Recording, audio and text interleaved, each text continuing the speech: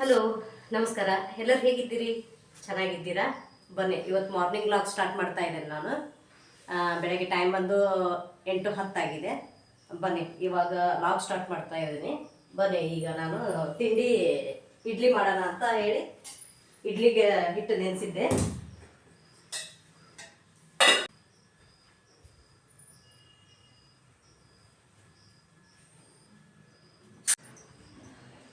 ನಾನು ಉಪ್ಪು ಹಾಕಿರಲ್ಲ, ರಾತ್ರಿ ಬೆಳಗ್ಗೆ ಹಾಕ್ತೇನೆ.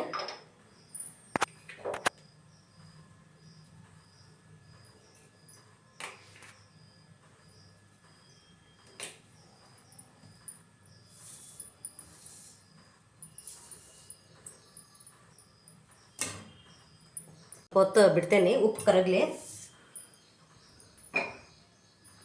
ಈಗ ಚಟ್ನಿಗೆ ರೆಡಿ ಮಾಡ್ಕೋತೇನೆ ನಾನು.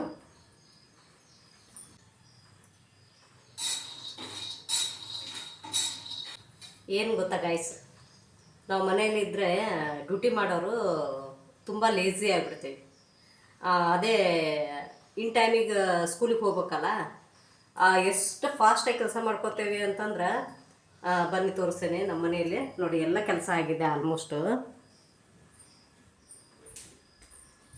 ಎಲ್ಲದೂ ಬೇಗ ಬೇಗ ಆಗಿರುತ್ತೆ ಕೆಲಸ.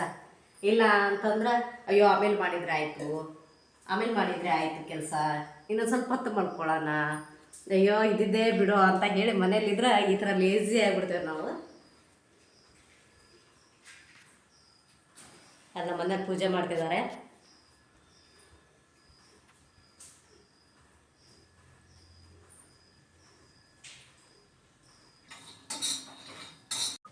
ಹೆಂಗೆ ಗೊತ್ತಾ ಗೈಸ್, ಲೇಜಿತನದ ಬಗ್ಗೆ ಹೇಳ್ತಾ ಇದ್ದೆಲ್ಲ ನಾನು. ಲೇಜಿ ಅಂತಂದರೆ ಎಂದಿಗೂ ನಾವು 7 ಗಂಟೆಗಾಗಲಿ 8 ಗಂಟೆಗಾಗಲಿ ಹೇಳೋಲ್ಲ, ಬೇಗನೆ ಹೇಳೋದು. ಯಾಕಂತಂದ್ರೆ ಲೇಜಿತನ ನಮ್ಮ ಮೈಯಿಂದ ಹೊರಗಡೆ ಹೋಗ್ಬೇಕು ಅಂತಂದ್ರೆ ನಾವು ಎಷ್ಟು ಬೇಗ ಹೇಳ್ತೇವೆ ಹೆಣ್ಮಕ್ಳು ಅಷ್ಟು ಚೆನ್ನಾಗಿರುತ್ತೆ ಮನೆ. ಅಂತಂದರೆ ಬೇಜಾರಾಗುತ್ತೆ, ಇಲ್ಲ ಅಂತ ಹೇಳಲ್ಲ ನಾನು. ಕೆಲಸ ಒಂದು ಸ್ವಲ್ಪ ಹೊತ್ತು ಬೇಜಾರು ಮಾಡ್ಕೊಂಡು ಇನ್ನೊಂದು ಸ್ವಲ್ಪ ಹೊತ್ತು ಎದ್ದು ಮಾಡೋ ಮೈಂಡ್ ಸೆಟ್ ಮಾಡ್ಕೋಬೇಕು ನಾವು ಯಾವಾಗಲೂ. ಯಾಕಂತಂದ್ರೆ ಅಲ್ಲಿಗಿತ್ತು ಅಂತಂದ್ರೆ ದರಿದ್ರ ನಮ್ಮ ಮನೆಗೂ ಬಾಗಿಲಿಗೆ ಬರಲ್ಲ, ಒಳಗಡೆನೂ ಬರಲ್ಲ. ದರಿದ್ರ ಅನ್ನೋದು ನಮ್ಮ ಬೆನ್ಗುಂದೇನೂ ಬರಲ್ಲ, ನಮ್ಮ ಮನೆ ಒಳಗೂ ಬರಲ್ಲ. ಹಾಗಾಗಿ ನಾನೇನಂತೀನಿ ಅಂತಂದರೆ, ಆದಷ್ಟು ಎಷ್ಟು ಬೇಗ ಹೇಳ್ತೀರಿ ನೀವು ಅಷ್ಟು ಬೇಗ ಕೆಲಸ ಆಗ್ತತಿ, ಅಷ್ಟು ಬೇಗ ನೀವು ಮತ್ತೊಂದು ಕೆಲಸ ಮಾಡ್ಬೋದು. ಬರೇ ಮನೆಗಿನ ಕೆಲಸ ಅಷ್ಟೇ ಸೀಮಿತ ಆಗಿರಬಾರ್ದು ಹೆಣ್ಮಕ್ಳು. ಹೊರಗಡೆನೂ ದುಡಿಯೋವಂಥ ಏನಾದರೂ ಆಗಲಿ, ಜಾಬೇ ಮಾಡ್ಬೇಕಂತ ಏನಿಲ್ಲ.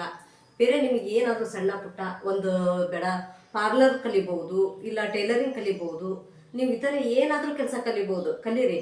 ಯಾಕಂತಂದ್ರೆ ಗಂಡನ ಮೇಲೆ ಡಿಪೆಂಡ್ ಆಗಬೇಡಿ. ಯಾಕಂತಂದ್ರೆ ನಮಗೂ ಆಸೆ ಆಕಾಂಕ್ಷೆಗಳು ಇರ್ತಾವಲ್ಲ, ಅವು ನಾವು ಗಂಡ ಎಷ್ಟಂತ ತಂದು ಹಾಕ್ತಾನೆ ಹೇಳಿ ನಮಗೆ. ನಮ್ಮ ಪದೇ ಪದೇ ಅದು ಕೇಳಿದೆ. ಯಾಕಂತಂದ್ರೆ ಅವ್ರಿಗೂ ಆ ಕೆಲಸ ಮಾಡಬೇಕು, ಈ ಕೆಲಸ ಮಾಡಬೇಕು ಅನ್ನೋದು ಅವ್ರ ತಲೆಗೂ ಇರ್ತದೆ. ಹಾಗಾಗಿ ನಾನು ಅನ್ನೋದೇನು ಅಂತಂದ್ರೆ, ದುಡಿಯೋಣ ಇಬ್ಬರು.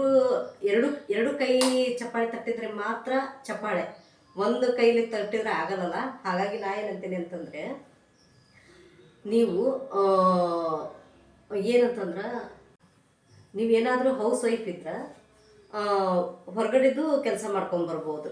ಭಾಳಷ್ಟು ಕೆಲಸ ಇದೆ ಗೈಸ್. ಎಲ್ಲ ಮನೆಯಲ್ಲೇ ಬರೀ ಪಾತ್ರೆ ತೊಳೆಯೋದು, ಮನೆ ಕ್ಲೀನ್ ಮಾಡೋದು ಭಾಳತ್ತಾಗಲ್ಲ. ನೀವು ಕೇವಲ 4 ಗಂಟೆಗೆ ಇದ್ರಿ ಅಂತಂದರೆ 7 ಗಂಟೆ ಒಳಗೆಲ್ಲ ನಿಮ್ಮ ಕೆಲಸ ಆಗಿರ್ತದೆ. ಹೌದಾ? ನಾವು ಹೇಳ್ತೇವೆ ಗೈಸ್. ಅಂತಂದರೆ ನಾನು ಏನಂತಂದ್ರೆ, ನನ್ನ ಜಾಸ್ತಿ ಕೆಲಸ ಇತ್ತು ಅಂತಂದರೆ ನಾನು ಇಲ್ಲ ಪೂಜೆ ಏನಾದರೂ ಮಾಡೋದು 4 ಗಂಟೆಗೆ ಕೇಳ್ತೇನೆ ನಾನು. ಇಲ್ಲ ಅಂತಂದರೆ 5-5:30 ಇಷ್ಟಕ್ಕೆ ಎದ್ದು ಬಿಡ್ತೇವೆ ನಾವು. ಅದ್ರ ಮೇಲಂತೂ ಹೇಳೋಕೆ ಹೋಗಲ್ಲ. ಬೇಡ ನಂಗೆ ಸ್ವಲ್ಪ ಬೇಜಾರಾಗೈತಿ ಅಂತಂದ್ರೆ ಒಂದು 15 ನಿಮಿಷ 20 ನಿಮಿಷ ಅಷ್ಟೇ ಲೇಟಾಗಿ ಹೇಳೋದು. ಆದ್ದರಿಂದ ನಾನೇನಂತೇನು ಗೊತ್ತಾ, ನಾನು ಈ ವಿಡಿಯೋ ಮುಖಾಂತರ ನಿಮಗೆ ಹೇಳೋದೇನಂತಂದ್ರೆ, ದರಿದ್ರ ನಮ್ಮ ಬೆನ್ನ ಹಿಂದೆ ಬರ್ಲಿಲ್ದಂಗೆ ನೋಡ್ಕೊಳ್ರಿ ಅಂತ ಹೇಳ್ತೇನೆ ಅಷ್ಟೇ ನಾನು. ನೋಡಿ, ನಮ್ಗಾಲೇ ಈಗ ಟೈಮ್ ಬಂದು 8:30 ಆಯ್ತಲ್ಲ. ನಾನೀಗ 9 ಗಂಟೆ ಅಂತಿಗೆ ಎಲ್ಲ ಟಿಫಿನ್ ಎಲ್ಲ ಮಾಡಿ ನನ್ನ ಮಕ್ಕಳಿಗೆಲ್ಲ ರೆಡಿ ಮಾಡ್ಬೇಕು ನಾನು ಎಲ್ಲ. ಯಾಕಂತಂದರೆ ನಾವು ಎಷ್ಟು ನೀಟಾಗಿರ್ತೇವೆ ಅಷ್ಟು ನಮ್ಮ ಮನೆಯಲ್ಲಿ ಲಕ್ಷ್ಮಿ ಬರ್ತಾಳಂತ ನಾನು ಹೇಳೋಕ್ಕೆ ಇಷ್ಟಪಡ್ತೇನೆ.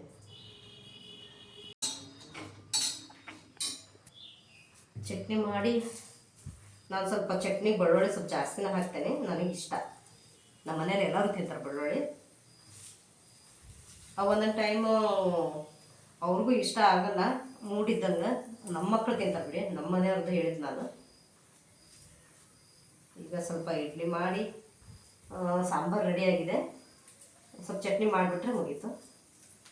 ಇದೇ ನೋಡಿ, ಏನು ದೊಡ್ಡ ಕೆಲಸ ಅಲ್ಲ, ಬೇಕಾದಷ್ಟು ಕೆಲಸ ಮಾಡ್ಬೋದು. ಹೆಣ್ಮಕ್ಳಾಗಲಿ ಗಂಡು ಮಕ್ಕಳಾಗಲಿ ಮನಸ್ಸು ಮಾಡಿದ್ರೆ ಏನೆಲ್ಲ ಕೆಲಸ ಮಾಡ್ಬೋದಲ್ಲ.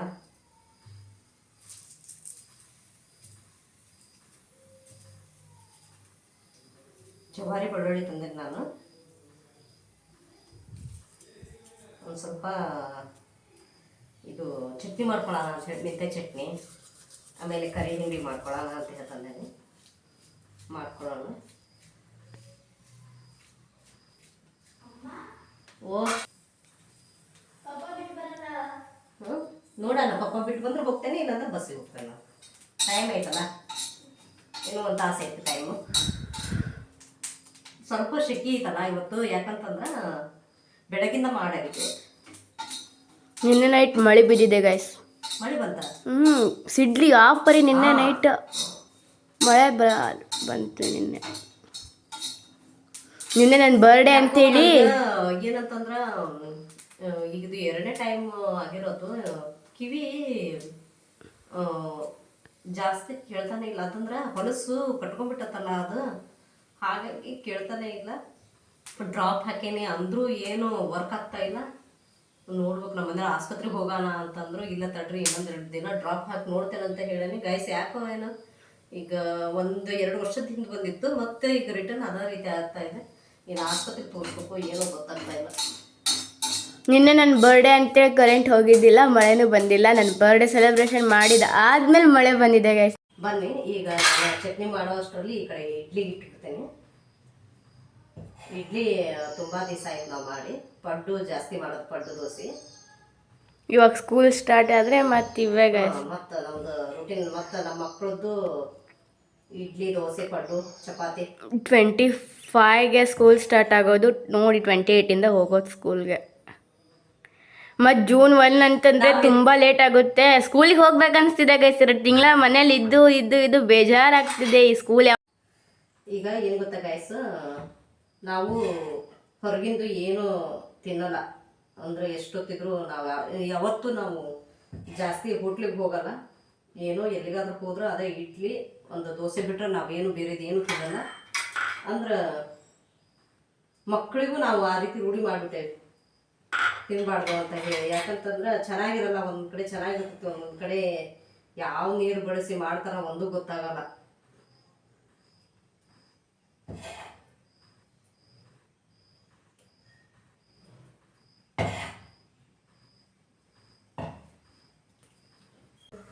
ನಂದು ಇಡ್ಲಿ ಪಾತ್ರೆ ಹಾಳಾಗೈತಿ, ತರಕ್ಕೆ ನನ್ನ ಹತ್ರ ಅಮೌಂಟು ಇಲ್ಲ ಅನ್ನೋಕ್ಕಿಂತ ತರಕ್ಕಾಗ್ತಾ ಇಲ್ಲ.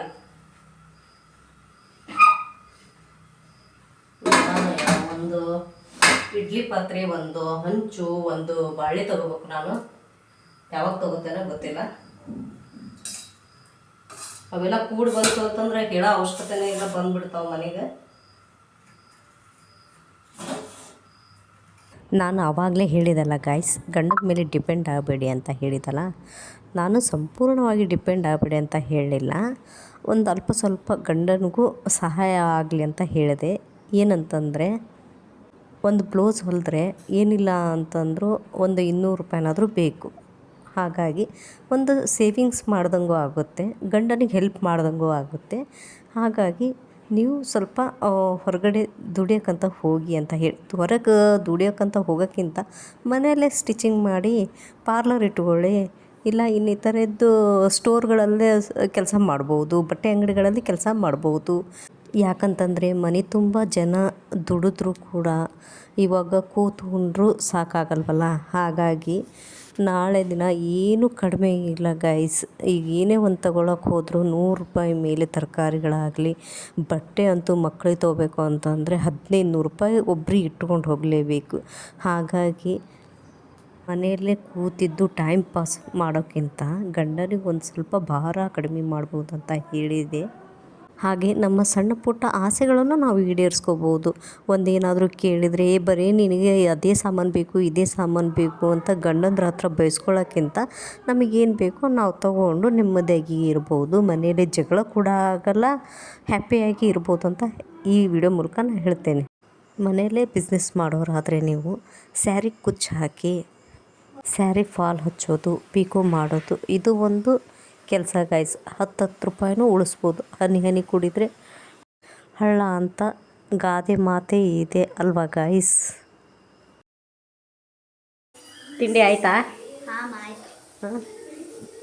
ನೋಡಿ ಹೇರ್ ಸ್ಟೈಲ್ ಅವಳೇ ಹಾಕ್ಕೊಂಡಾಳೆ. ಯಾವ ರೀತಿ ಹಾಕೊಂಡ ನೋಡಿ ತೋರಿಸಿ ಹಿಂದ್ಗಡೆ. ಏನು ಹೇರ್ ಸ್ಟೈಲ್ ಹಾಕೋತಾಳ ಅಂತಂದ್ರೆ ಇವಳು ಮಿನಿ ಬ್ಲಾಗ್ನಲ್ಲಿ ತೋರಿಸಿದ್ದೀನಿ ಗೈಸ್. ಅಲ್ಲಿ ಹೋಗ್ಬಿಟ್ಟು ಒಂದು ಲೈಕ್ ಮಾಡಿ, ಶೇರ್ ಮಾಡಿ, ಸಬ್ಸ್ಕ್ರೈಬ್ ಮಾಡ್ಕೊಳ್ಳಿ ಗೈಸ್ ಪ್ಲೀಸ್. ಈ ಹೇರ್ ಸ್ಟೈಲ್ ಬೇಕಂದ್ರೆ ಮಿನಿ ಬ್ಲಾಗ್ ಒಳಗೆ ಇರುತ್ತೆ, ಹೋಗ್ಬಿಟ್ಟು ಚೆಕ್ ಮಾಡಿ. ನಾ ಹೇಗೆಲ್ಲ ಮಾತಾಡೀನಿ ಅಂತ ಅದಕ್ಕಾದ್ರೂ ಒಂದು ಲೈಕ್ ಕೊಡಿ ಗೈಸ್.